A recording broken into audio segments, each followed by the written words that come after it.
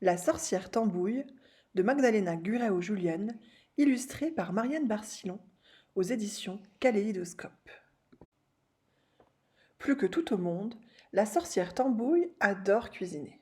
Soufflé de crapaud, langue de loup au chou, terrine d'escargot, pâté en croûte de lézard, tourte de serpent fumé, rat en gelée. Elle prépare des mets rares, des mets raffinés. Mais personne n'apprécie ce qu'elle fait. Ses invités, fantômes, squelettes, gnomes, vampires et farfadets, tous plus rustres les uns que les autres, s'empiffrent, gloutonnent, baffrent sans jamais féliciter cette cuisinière hors pair. Même son perroquet s'y met. La sorcière Tambouille fait sa ratatouille. La sorcière Tambouille lui lance un bol de canard confit.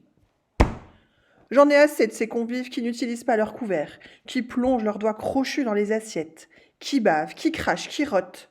Si seulement je pouvais trouver un invité bien élevé, digne de mes plats, un seul. L'ogre rococo, voilà celui qu'il te faut. L'ogre rococo, c'est celui qu'il faut. La sorcière Tambouille s'empare du journal que tient le perroquet. Ogre repenti cherche dame de compagnie. Intriguée, elle fourre ustensiles et livres de cuisine dans une valise et se rend au château de l'ogre rococo. Quel décor étonnant pour un ogre, s'étonne-t-elle. Sachez, madame, que les enfants sont attirés par ce qui est beau, dit l'ogre rococo en ouvrant la porte. Mais je ne peux, hélas, plus en manger. Je ne les digère pas.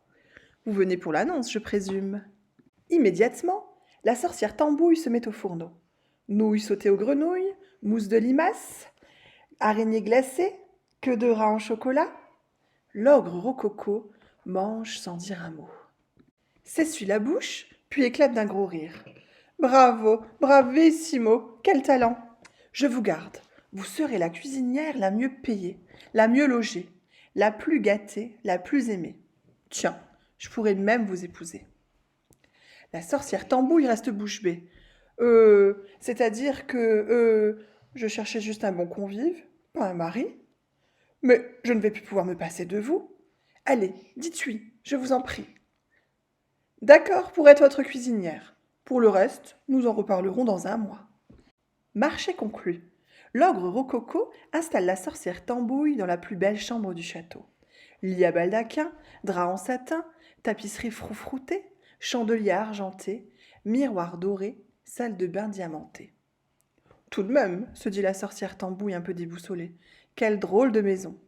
Pas une seule toile d'araignée, pas de miroir cassé, pas de chauve-souris, ni de rat sous le lit. Comment vais-je supporter de rester ici? Heureusement, ce rococo a l'air d'apprécier la bonne chair. Mais dès que la sorcière Tambouille concocte une spécialité, elle le surprend à prendre des notes. Dès qu'elle mijote un plat, elle découvre ses doigts dans la sauce. Sortez d'ici hurle-t-elle au moins 50 fois par jour. Sans résultat. L'ogre est un ogre, il aime manger. Fatiguée de devoir sans cesse le chasser, la sorcière Tambouille en vient à délaisser la cuisine. Elle passe de plus en plus de temps dans la salle de bain. Plus de temps dans sa belle chambre, plus de temps devant son miroir doré. Si bien qu'au bout d'un mois, la coquette Tambouille n'a plus la moindre envie de cuisiner pour l'ogre. Il est temps de quitter ce rococo coulant. L'ogre, quant à lui, est bien trop occupé à préparer un sauté de vers de terre pour remarquer son départ. De retour chez elle, la sorcière Tambouille décide d'apporter quelques changements à sa façon de vivre.